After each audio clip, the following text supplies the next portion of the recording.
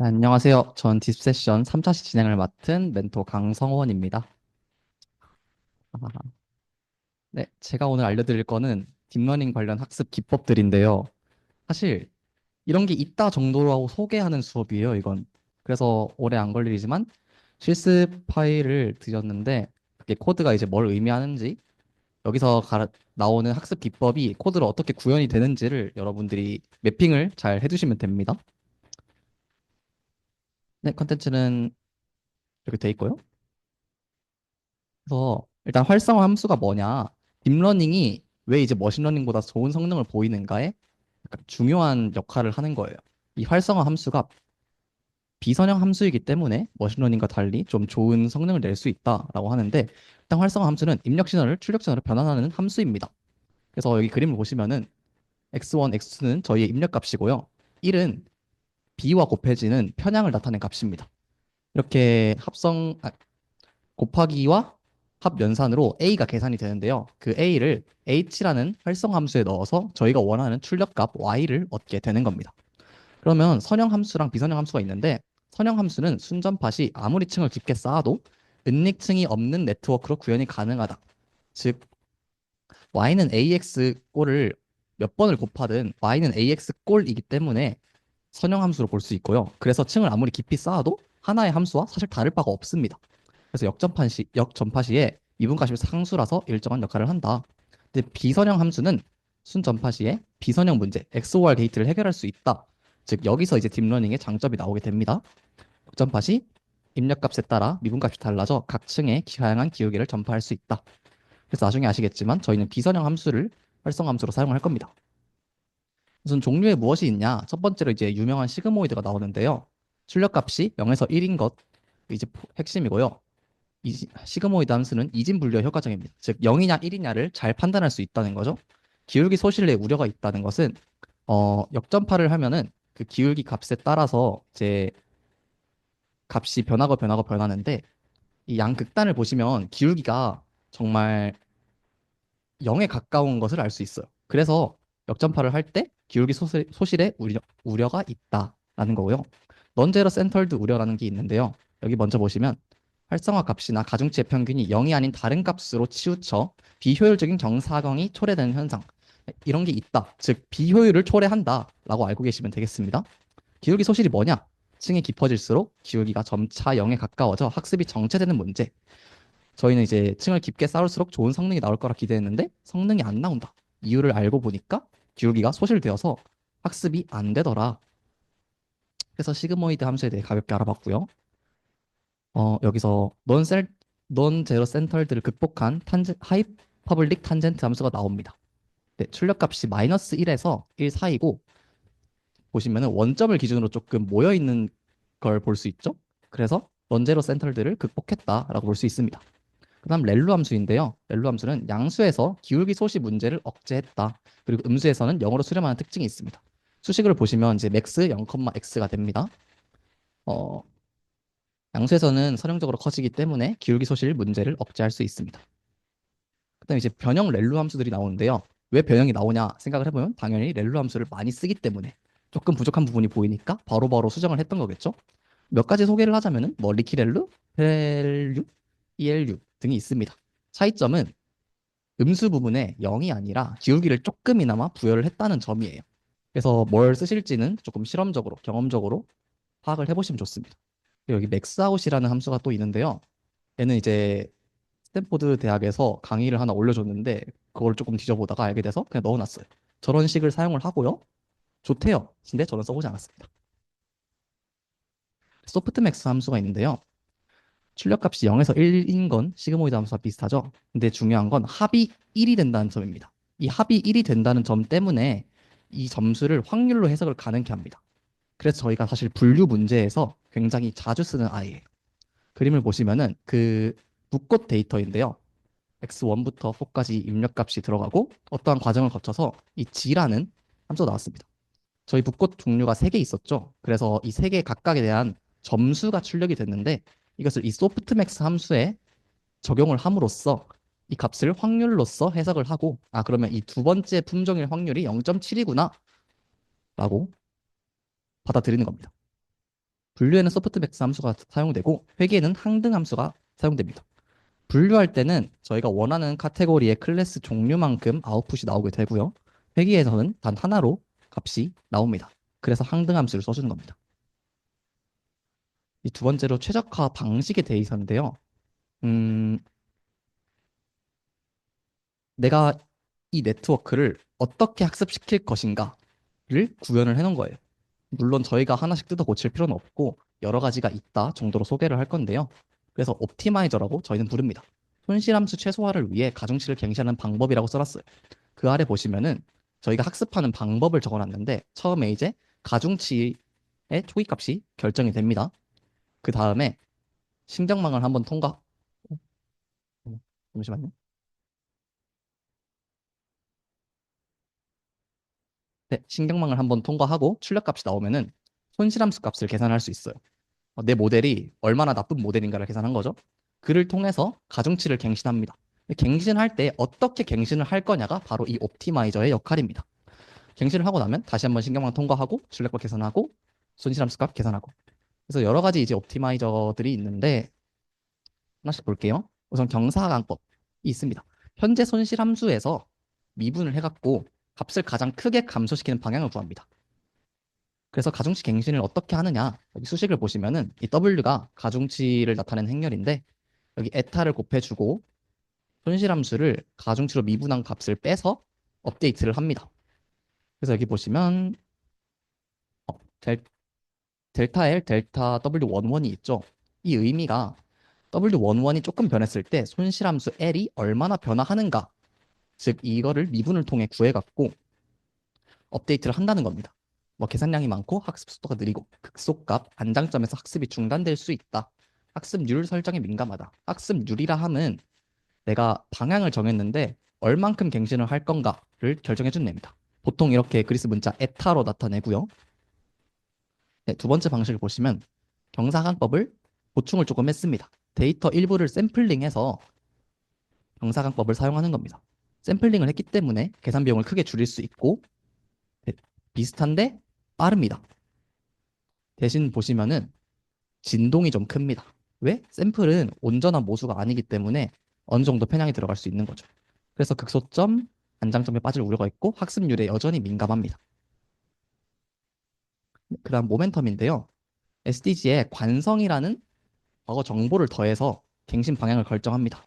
바로 그림을 보시면은 이전에서는 이렇게 직선으로 왔다 갔다 하면서 움직였는데 모멘텀에서는 조금 더 부드러운 관성을 고려해서 곡선으로 움직이는 걸 볼 수 있죠. 이게 특징인데 뭐 관성을 이용해서 극소값 안장점을 탈출 가능하다. 학습률과 모멘텀 계수의 설정에 민감하다. 얘는 이제 모멘텀, 과거 정보를 얼마나 반영할 건지에 대한 계수가 하나 추가되기 때문에 네, 둘 다 잘 설정을 해주셔야 됩니다. 속도가 빠르다. SDG보다 안정적이다. 네, 그림이 부드럽게 그려졌다는 의미입니다. 다음은 네스트로브 엑셀레이티드 그랜트라는 게 있어요. 얘는 모멘텀을 조금 응용한 건데 모멘텀이 과거 정보를 반영을 하는데 현재 단계를 나아간 다음에 과거 정보를 반영을 하는 거예요. 그러면 굳이 나중에 반영할 필요가 있겠느냐라는 생각에서 경사를 미리 확인하고 아, 우리 관성이 어느 정도니까 처음부터 이쪽으로 움직이자라는 게 아이디어입니다. 그래서 그림을 보시면은 실제 스텝은 여기니까 관성을 미리 반영해서 먼저 움직이자라고 한 거예요. 네, 모멘텀보다 빠르고요. 진동폭이 감소했고 여전히 학습률과 모멘텀 계수에 민감하다. 그 다음에 어댑티드 그랜티드라는 방법도 있습니다. SDG에서 학습률을 조정해 가면서 기울기를 갱신하는 방식입니다. 원래 학습률은 한 가지 숫자로 고정이 되어 있었는데 점점 학습률을 줄여갖고 미세한 조정으로 가보자라는 아이디어입니다. 과거 기울기를 제곱해서 더해준다. 아, 과거의 기울기가 나왔다면 제곱해서 계속 더해줌으로써 학습률을 낮춰주자. 그래서 많이 움직인 값은 학습률이 낮아지고 적게 움직인 값은 학습률이 유지가 됩니다. 극소값에 수렴하지 못하고 발산하는 경우를 방지할 수 있고 학습 속도가 빠르지만 과거 기울기를 계속 제곱해서 더해주기 때문에 어느 순간 갱신량이 0밖에 안 됩니다. 그래서 그림을 자세히 보시면은 처음에 크게 움직이다가 점이 조금씩 움직이다가 결국 정체되는 걸 볼 수 있습니다. 그다음에 네, RMS 프롭이 있는데요. 얘는 에이다 그래드의 응용입니다. 지수 이동 평균, 그러니까 에이다 그레드인데요. 기울기를 제곱해서 더해주는데, 네, 과거 정보를 조금씩 잊어버리겠다라는 소리예요. 지수 이동 평균이라는 소리가. 그래서 어느 순간 갱신량이 0이 됨을 극복을 해갖고 좀 지속적인 학습이 가능하지만 초반에는 과거 정보가 없기 때문에 편향된 값 추정이 발생할 수 있다라는 걸 이해를 하시면 됩니다. 네, 거의 다 왔어요. 이제 아담이라고 저희가 아마 가장 많이 쓰게 될 아이 같은데 RMS 프로브랑 모멘텀을 합쳐둔 아이입니다. 초반에 과거 정보가 부족한 문제를 해결했고 대신 계산 비용이 그만큼 커졌습니다. 세 번째로 볼 게 가중치를 초기화하는 방법인데요. 만약에 가중치를 죄다 0으로 세팅을 해버리면은 학습이 안 이루어지겠죠? 내가 뭘 해도 0으로 다 바꿔버리는 거니까. 그래서 초기화를 어떻게 하느냐가 사실 중요해요. 처음에 등장한 게 이제 랜덤 이니셜라이제이션, 즉 정규 분포를 이용해서 가중치를 설정하는 건데 처음에 정규 분포의 표준 편차를 1로 뒀더니 층이 가면 갈수록 샘플들이 0과 1에 치우치는 문제를 발생을 합니다. 그러면 나중에 기울기 소실 문제가 발생을 할 수밖에 없어요. 그래서 좋은 방법이 아니구나. 그러면은 표준 편차를 작게 만들어 보자. 0.01로 설정을 했더니 이 샘플들이 평균에 그러니까 가운데에 점점 모이게 됩니다. 그러면 얘도 표현력이 제한이 되는구나. 샘플들이 다 똑같이 뽑히는데 무슨 학습을 하겠어? 라는 겁니다. 그래서 저희가 이제 쓰는 방법들은 자비의 방식이랑 히 방식이 있는데요. 자비의 방식은 레이어들의 입출력 노드 개수에 따라서 초기값을 설정하는 겁니다.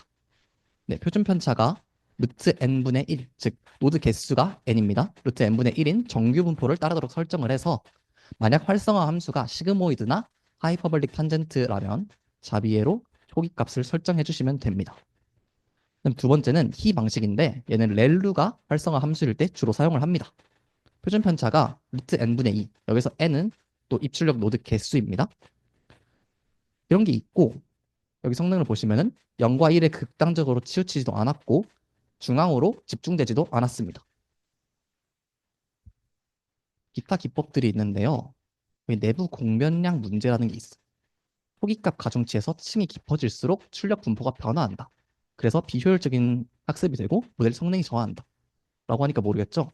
그림을 잠깐 볼게요. 이 고양이를 저희가 학습을 할 겁니다. 여기 이제 노드들이 있고요.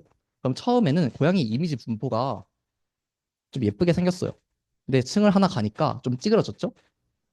3층을 가니까 이제는 같은 분포라고 보기가 어려운 것 같아요. 네 번째 가니까 그냥 누워버렸죠.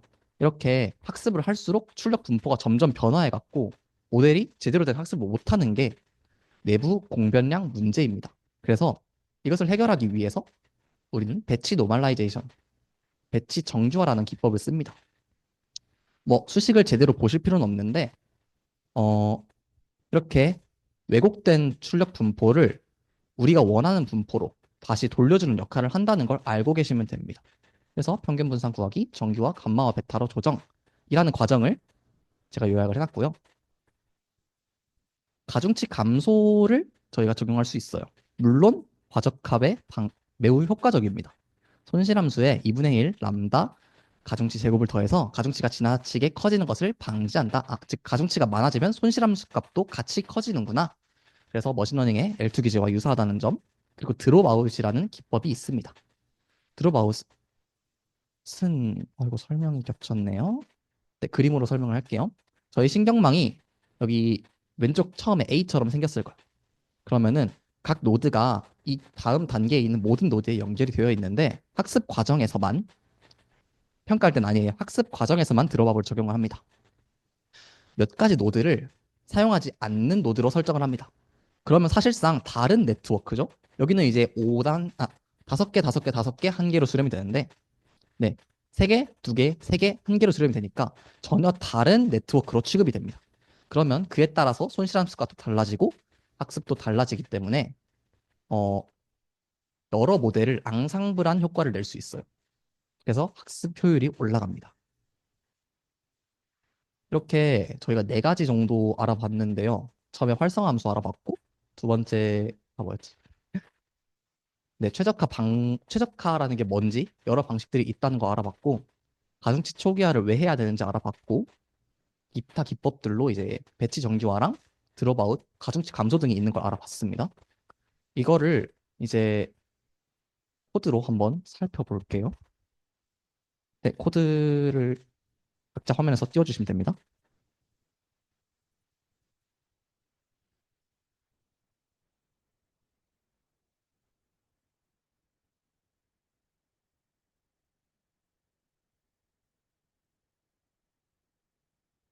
혹시 지금 들으신 것 중에 궁금하신 거 있으신가요?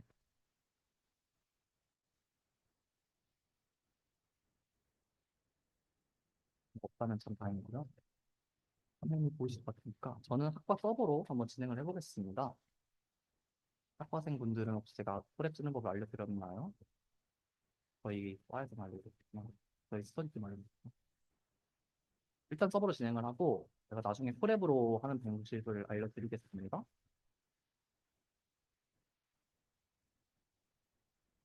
학과 서버에 접속을 하시고요.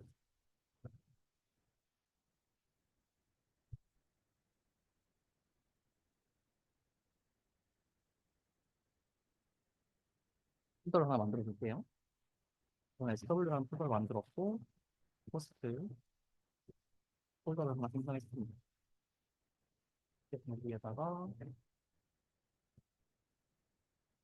이번 3주차 파일에서 발표하는 파일을 올릴게요. 혹시 따라오고 싶으신 분들은 같이 하시면 됩니다. 빠르면 말씀해 주세요. 섹션에 가셔서 시작을 하시고 다른 거 건드릴 필요 없고 두 번째 탭에 가셔서 XW라는 폴더를 마운트 할 거야, 사용할 거야 라고 말을 해주세요. 자원 할당은 GPU 라지라고 잘 되어 있습니다. 네, 시작 눌러주시면 세션이 실행이 되는데요. 내가 어떤 걸로 이 세션을 실행을 하고 싶냐? 저는 비주얼 스튜디오 보도록 하겠습니다. 첫 번째로 하셔야 될 거는 왼쪽에 익스플로러를 여셔갖고 폴더를 하나 여셔야 돼요. 기본적으로 제가 만든 폴더는 홈 안에 워크 안에 있습니다. FW 있는 거 확인할 수 있죠. 클릭하고 오케이 누르시면 됩니다. 이 작성자를 신뢰하느냐? 내가 올려놓은 거 당연히 신뢰해야겠죠. 텍스트 파일을 더블 클릭해서 열어주시고 어, 처음에 Shift 엔터를 눌러서 실행을 하시면은 스피드 노트북이랑 파이썬을 다 잘 설치를 하고 있습니다. 잠시 기다릴게요.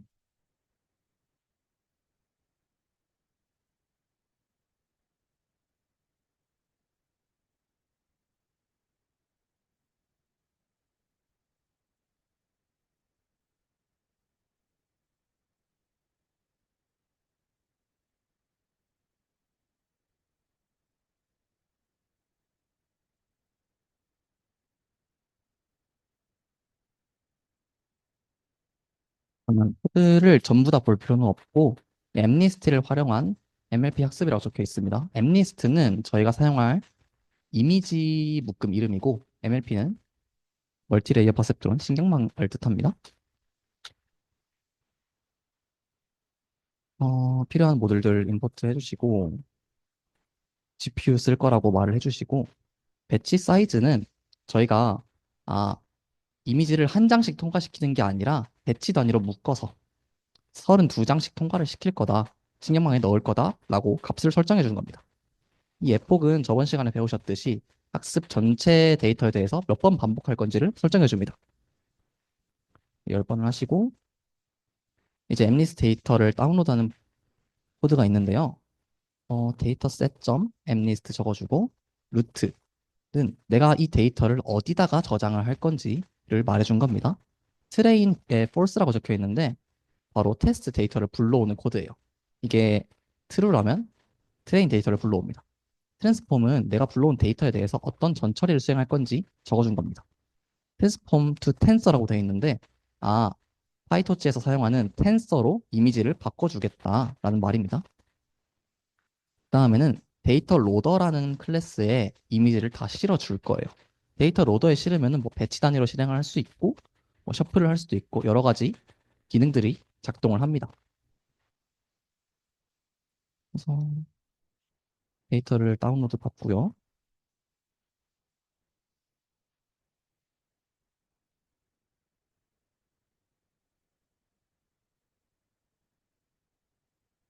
네, 어떤 데이터인지 확인을 하고 싶다. Shift 엔터를 눌러보시면 트레인 데이터는 사이즈가 32,1,28, 28짜리구나. 여기서 봐야 되는 건 채널이 하나고 사이즈가 28 x 28이면서 32장이 있구나 라는 걸 아셔야 됩니다.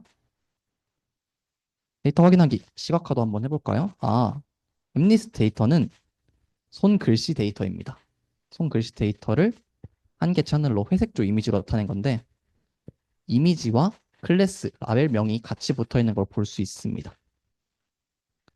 여기 보시면 드랍아웃과 배치 노멀라이제이션 적용하기가 있습니다. 어떻게 적용을 하느냐? 이 클래스를 정의할 때 드랍아웃 확률을 변수에 저장해 주시고 f.dropout x 트레이닝 확률을 위에서 정의한 확률로 정의를 해주십니다.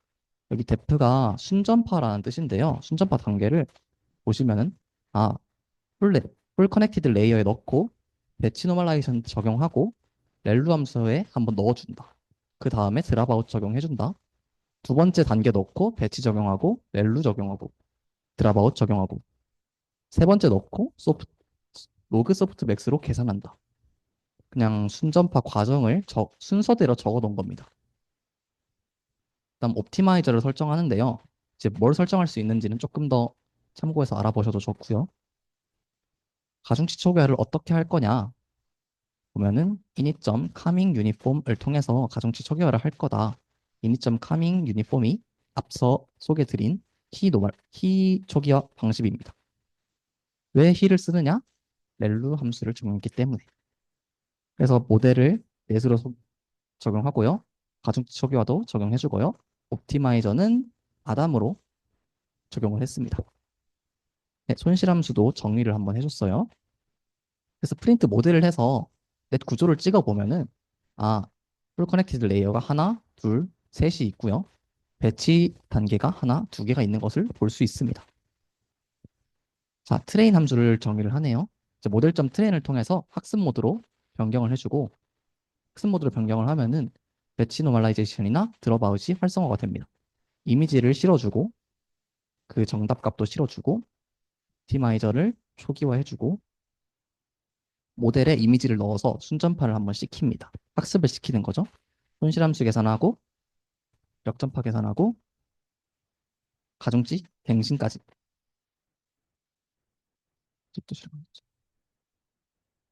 여기는 그냥 한번 봐봐야겠네요. 이번에는 평가 함수도 정의를 해줍니다. 모델점 이밸류에이션 찍어서 모델을 평가 모드로 변경을 합니다.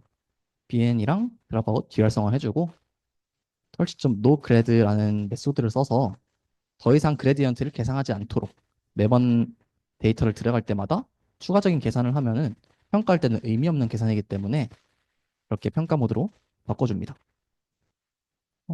그 다음에는 f폭 플러스 1, 즉 f폭 횟수만큼 학습을 시킬 거다. 그래서 트레인 함수 넣어줬고 evaluate 함수 적용을 해줬습니다. 그다음 출력이 이렇게 될 텐데 1 내폭에서는 테스트의 손실값이 0.1231고 테스트의 정확도가 96%였습니다. 끝에 가면 갈수록 96%였던 게 97%의 정확도까지 올라온 걸 확인할 수 있죠. 결과를 시각화 한번 해보면 저희의 로스가 에폭이 진행되면 될수록 학습이 진행되면 될수록 낮아졌다가 한번 치솟았다가 다시 떨어지고요. 정확도는 정확히 반대의 그래프를 그립니다. 점점 올라가다가 한번 꺾였다가 다시 올라가는 걸 볼 수 있습니다. 그래서 제가 말씀드린 게 초기화가 어떻게 설정할 수 있는지, 학습 어떻게 진행되는지, 배치 정교화를 어떻게 적용을 했는지 코드상에서 이런 것들을 알고 계시면 다음 코드를 이해할 때 도움이 됩니다. 그래서 과제를 드릴까 말까 고민을 했는데요. 솔직히 소개를 한 거밖에 내용이 없어서 과제를 따로 드리진 않고 제가 모든 주석을 제거한 파일을 가져왔거든요. 파일을 여셔서 주석을 한번 달아보세요. 이 코드를 내가 머릿속으로 한국말로 설명할 수 있게. 이게 무슨 코드다라고.